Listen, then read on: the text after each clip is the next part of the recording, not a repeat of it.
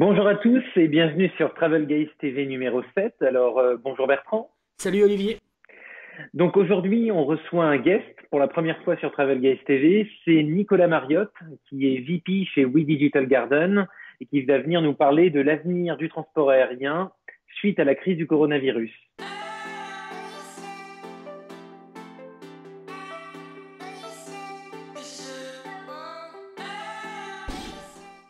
Donc bonjour à tous, bonjour Nicolas. Bonjour. Nicolas est VP chez We Digital Garden en charge de la stratégie. Et nous l'accueillons aujourd'hui sur Travel Guys, c'est donc notre premier invité et il va nous parler de la première édition d'une série documentaire qui est réalisée autour de la stratégie des entreprises en France et dans le monde suite au Covid-19 qui s'appelle Covidnomics et dont la première édition s'est déroulée autour du transport aérien. C'est ça Nicolas? Absolument, on a souhaité donner des éclairages sur quels pourraient être les scénarios du futur dans un environnement qui est très chaleureusement perturbé.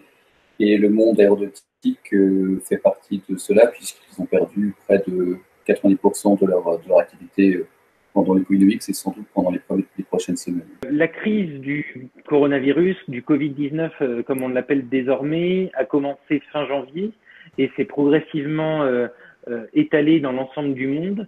Quelles sont les différentes zones géographiques qui sont touchées et comment sont-elles touchées différemment? Ce qu'on a pu observer d'abord sur l'Asie, c'est ensuite transféré sur la partie européenne et puis ensuite sur la partie US. Sur la partie européenne, les effets ont été plus massifs, à la fois parce que le confinement a été quasiment généralisé dans la plupart des pays, même si les régulations ont été différentes, mais elles se sont traduites toutes par un arrêt très brutal de l'activité. Et donc, les grands majors européennes ont toutes été très impactés, puisque le niveau de leur réservation et de leur vol et de leur activité se sont réduits de près de 90%. Et quand on se projette sur mi-juin, et quand on interroge les grandes compagnies aériennes, elles estiment ne pas dépasser 30 à 40% de leur activité à partir de cette période, principalement sur des vols long courriers. Les vols court courriers et moyen courriers vont se poursuivre, mais sans doute à des niveaux très bas. Et elles vont sans doute devoir ajuster leur dimensionnement en fonction du nombre de clients du parc qui vont accepter de monter en avion, parce que la chose n'est pas acquise, mais aussi, nous disent certaines grandes compagnies aériennes, des difficultés à trouver des salariés qui vont peut-être refuser de monter à bord pour des craintes sur l'état de santé, ce qui n'était pas du tout observé au tout démarrage du Covid-19. Les PNC, différentes compagnies avaient finalement assez peu de craintes. Et là, il y a une vraie crainte qui s'est installée, qui pose un vrai problème pour les compagnies aériennes. J'ai besoin d'avoir des avions qui décollent, et pour ça, j'ai besoin d'avoir et des clients et des PNC, et l'alliance des deux risque d'être compliquée. Tu parlais du fait que effectivement il y avait une crainte potentielle des PNC, des PNT pour voler, donc des personnels navigants. Il y a un deuxième facteur qui est celui de la fermeture des frontières, ou en tout cas du fait d'imposer aux voyageurs une quarantaine en arrivant sur place. Il y a un troisième facteur qui est globalement la peur des passagers à prendre l'avion pour des raisons de coronavirus. Quelle est l'influence de chacun de ces facteurs dans les différents scénarios de reprise qu'on envisage?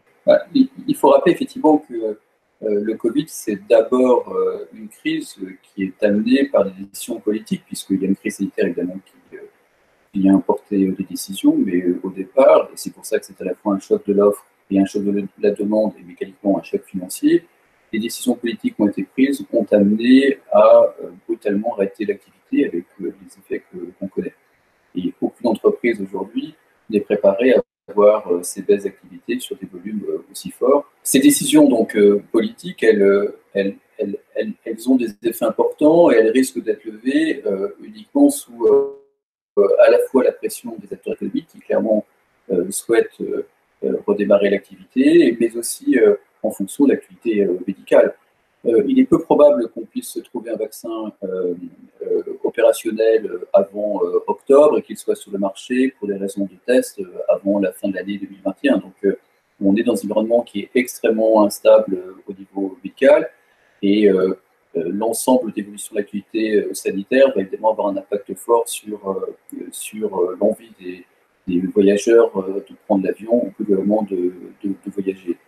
On peut espérer cependant que à partir de fin juin, début juillet, puisque ça fera quand même plusieurs mois qu'on aura fait la recherche, notamment en Europe, autour de traitements. On commence à mieux comprendre cette maladie, on commence à comprendre qu'il y a 3 phases, on commence à comprendre qu'il y a une phase asymptomatique, une phase virale et une phase bactériologique, et on commence, nous disent les chercheurs qui sont sur le sujet, on commence à espérer avoir un traitement pour éviter les formes les plus graves. Et je pense que c'est seulement à partir de ce stade-là que l'économie va repartir sereinement pour l'ensemble des activités, et notamment celles qui sont directement impactées du fait même d'un espace confiné. Je pense qu'il faut malheureusement espérer effectivement qu'on ait des progrès significatifs en termes médicaux pour que les choses avancent, ou alors une baisse de la contamination du fait même d'une atténuation du virus. Mais aujourd'hui, les scientifiques disent que les choses ne sont pas aussi claires que ça et que l'augmentation de la température n'est pas un facteur qui pourrait amener une baisse de la dispersion du virus, et que c'est pas, même si l'ensemble des chercheurs observent que certains virus disparaissent avec l'été, c'est pas un phénomène qu'on comprend bien, et donc on voit bien que les politiques qui ont pris ces décisions et les compagnies aériennes qui ont besoin de rassurer leurs clients vont être très dépendants de ces décisions. J'ai envie de dire, un des critères importants que j'utilise pour moi, c'est à quel moment le Covid sera en situation de place numéro 3 dans un journal télévisé. Aujourd'hui, force est de constater qu'il est encore en numéro 1, et tant qu'il reste en numéro 1, il est fort probable qu'il reste dans l'état d'esprit des gens, et donc ça ne va pas forcément leur donner envie de voyager. Ça, c'est pour la partie loisir, mais aussi pour la partie business. Il faut se rappeler que le segment le plus rentable pour les compagnies aériennes, c'est la partie business. Il n'est pas certain que les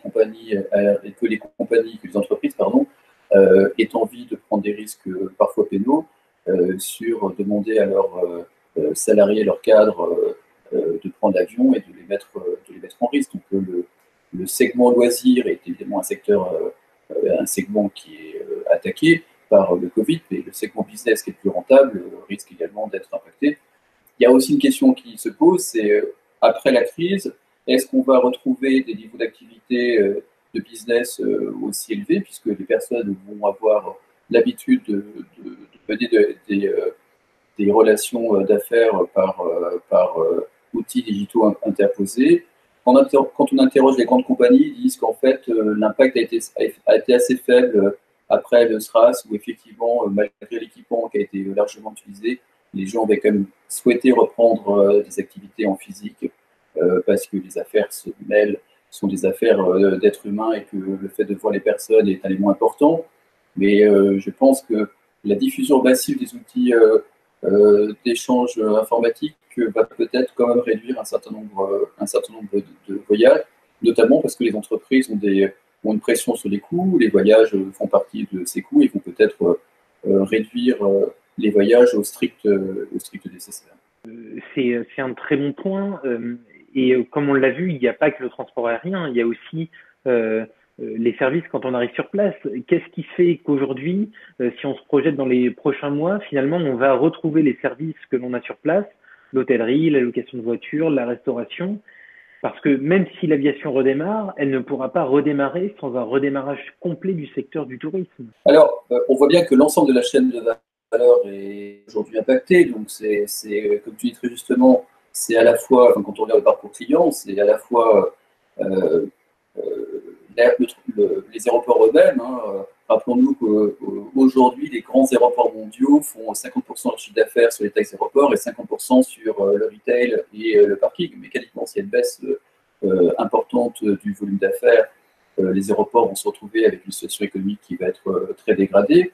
Les parkings pourraient être faiblement impactés à condition que les gens prennent l'avion. Par contre, le retail, il est fort probable que il va être fortement impacté pour au moins 2 raisons. Premièrement, c'est que les personnes n'ont pas forcément envie de passer du temps dans des endroits confinés à l'intérieur d'un aéroport, avec des proximités entre les passagers, mais aussi parce que le retail est largement alimenté par des clientèles internationales. On sait tous que la boutique Cartier à Charles de Gaulle de Zeu est dédiée aux clients chinois qui achètent des montres à des prix importants, et pas une clientèle européenne. Donc si on a le transport aérien qui, pendant une période importante, est resserré sur l'espace Schengen, mécaniquement, c'est non seulement le segment le plus rentable pour les compagnies aériennes qui est impacté, mais aussi pour les compagnies aéroportuaires. On le voit aussi sur les services à l'intérieur de l'aéroport. Il est fort probable que les lounges vont être réaménagés, voire être fermés durablement. Au passage, le Covid va servir à faire des économies quand même pour les compagnies aériennes sur ces types de services. Et on peut penser qu'ils vont récupérer une partie des coûts en supprimant des services importants qui sont les lounges, voire les services personnalisés. Et puis à bord, sur les vols moyens courriers, les plateaux repas. Les plateaux repas, c'est un poste de dépense qui n'est pas négligeable sur des vols courts et moyens courriers, puisque généralement, on est sur des vols qui sont avec des équilibres financiers extrêmement fragiles et quelques euros en plus ou en moins pour repasser l'équilibre. Ça, c'est une hypothèse d'un vol qui est évidemment plein, avec des vols qui ont un taux d'occupation beaucoup plus bas. Évidemment que toutes les économies au type de service vont être bienvenues. Et le Covid est une raison légitime, mais elle va sans doute être faciliter ce genre de mesures. On verra d'ailleurs si plus tard, l'après-Covid ne va pas faire perdurer des mesures qui ont été prises pré-Covid, comme la suppression des plateaux repas pour des vols moyens courriers. Des compagnies comme Cervère et Lurest sont en train d'essayer de s'associer aujourd'hui pour tenter de mieux résister à la crise. Alors, on sait que la fusion entre deux acteurs qui vont mal, généralement, ne produit qu'un second acteur qui ne va pas très bien, mais pour autant, elles vont tenter à réduire leurs coûts, à avoir des effets de synergie. Et puis, globalement, c'est tout l'aérien ne se résume pas à des prestations de services. À l'intérieur de l'aéroport, il y a aussi toutes les activités de maintenance qui sont des activités très rentables pour les compagnies aériennes lorsqu'elles les maîtrisent ou pour des prestataires extérieurs. Et donc, c'est une rupture d'un business model pour des sociétés qui vivent de la maintenance. Donc, à la fois les compagnies aériennes, la France, une compagnie aérienne qui a Lufthansa avec Lufthansa Technik et sont toutes les deux des compagnies aériennes qui gagnent de l'argent de façon importante sur la maintenance, donc quasiment moins de vols, également de mentalité. Mais c'est vrai également pour les constructeurs aériens qui bénéficient également de revenus importants sur la maintenance. Donc cet élément-là va être important. Et puis évidemment les ventes d'avions, toutes les sociétés qui font du leasing d'avions, puisque peu de compagnies sont propriétaires de leurs avions. Et puis comme tu le citais tout à l'heure, évidemment, toutes les prestations annexes, vote-location, on a vu que Hertz a fait un plan massif de licenciement et pour autant on n'est pas certain d'avoir plus de 2 mois de trésorerie. Europcar est en situation également très critique. Donc ces sociétés-là sont difficiles puisque ceux qui faisaient leurs bénéfices, leurs avantages avant le Covid, c'est-à-dire d'être présents dans le segment plus rentable et le segment des aéroports, puisqu'il y a beaucoup de trafic et c'est une clientèle business, devient un inconvénient terrible puisque les loyers pour occuper l'espace d'un aéroport sont très élevés, sauf à considérer qu'ils sont soit renégociés, soit annulés à court moyen terme. Il n'est pas certain que les compagnies aériennes, les compagnies les sociétés d'aéroports vont l'accepter. Elles vont être en situation de coût fixe très important avec un volume d'affaires proche de zéro. En guise de conclusion, je voulais te faire réagir sur un point. Il y a beaucoup d'hypothèses, parfois crédibles, parfois farfelues sur Internet, sur des horizons de reprise ou sur des courbes de reprise du transport aérien et du tourisme en général et des déplacements. Premièrement, qu'est-ce que tu en penses? Et deuxièmement, quelle est la théorie la plus probable à aujourd'hui, c'est-à-dire mi-mai? Voilà, celui qui le sait peut jouer au loto et on attend qu'il donne les chiffres gagnants. Donc tout ça ne sont que des hypothèses. Enfin, il faut rappeler quelques fondamentaux. Parmi ces fondamentaux, c'est premièrement que, pourtant tout ça n'est pas très loin, on semble oublier que le monde pré-Covid-19 n'était pas un monde florissant, puisqu'on était en fin de cycle d'une croissance mondiale.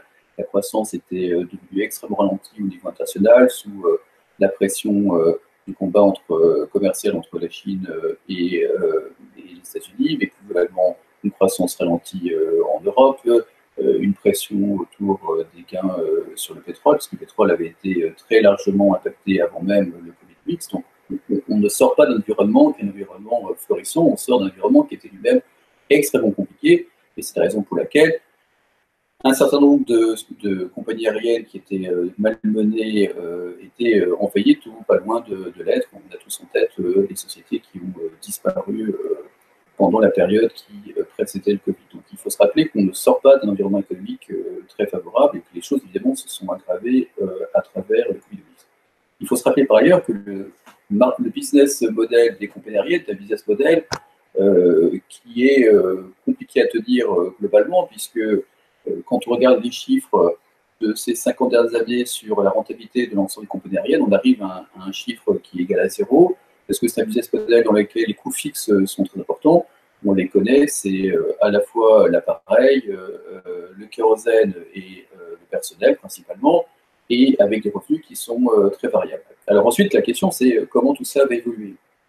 Donc il y a un scénario optimiste, qui est un scénario qui serait de dire, premièrement, on va, courant juin-juillet, trouver des systèmes médicamenteux qui vont permettre de limiter les situations graves liées au Covid-19. Et de fait, tout ce qui a présidé au choix de confinement pour empêcher un développement trop important de la contamination et donc un encombrement des systèmes de réanimation va s'arrêter par nature. Et donc, les gens vont continuer à se contaminer, mais sous des formes qui seront moins graves. Si on arrive à réduire très facilement le nombre de personnes gravement atteintes précisément par des traitements adaptés, on commence, semble-t-il, à y arriver, mais il faut interroger des médecins pour en être certain, on va être dans une situation qui sera plus favorable.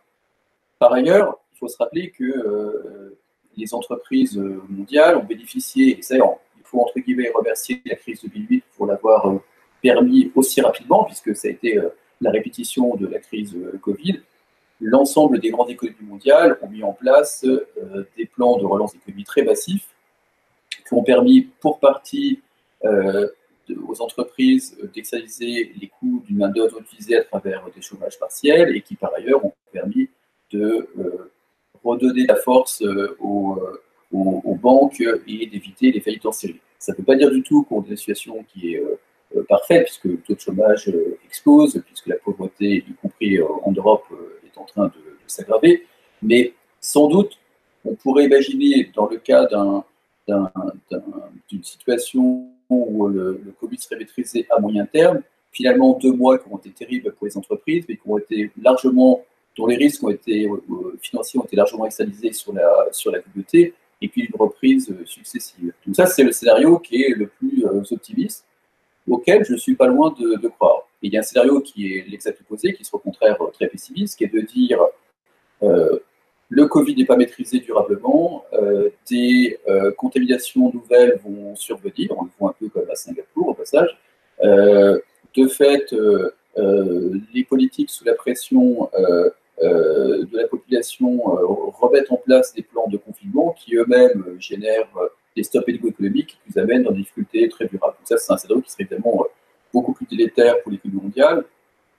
Et comme l'économie de l'histoire d'hommes et d'échanges et que le transport aérien est précisément porteur de ces échanges, le transport aérien serait le premier impacté avant tous les autres. Donc on essaie de regarder quels pourraient être les effets justement sur le marché de transport aérien suite au Covid, et en faisant l'hypothèse d'une pression financière assez longue. Parmi les scénarios, c'est de dire, paradoxalement, c'est que les mauvais élèves sont sauvés artificiellement. On a vu Alitalia qui a bénéficié d'un soutien de l'État absolument miraculeux, nous sommes à Rome, du fait même d'une situation critique avant même le Covid, et une communauté européenne qui a été jusqu'à présent très souple dans le jeu de subventions. Sans doute, ça ne durera pas très longtemps, mais on pense à toutes ces compagnies aériennes qui étaient en souffrance. On pense évidemment à Norwegian, qui a reçu le soutien du gouvernement norvégien. Donc des compagnies qui étaient fragiles et qui vont poursuivre l'activité pendant quelques temps encore. Jusqu'à quand les États accepteront de mettre de l'argent et jusqu'à quand les organismes de régulation européens accepteront ce type d'activité. Ensuite, n'oublions pas qu'en Europe, les compagnies les plus rentables sont aujourd'hui des compagnies low cost. Et donc, on s'est posé la question de l'impact sur ces compagnies-là. Et on pense qu'il y a deux situations très différentes. Les compagnies comme Ryanair, qui sont très rentables, mais qui ne fonctionnent d'une part que par des taux d'occupation qui sont très élevés.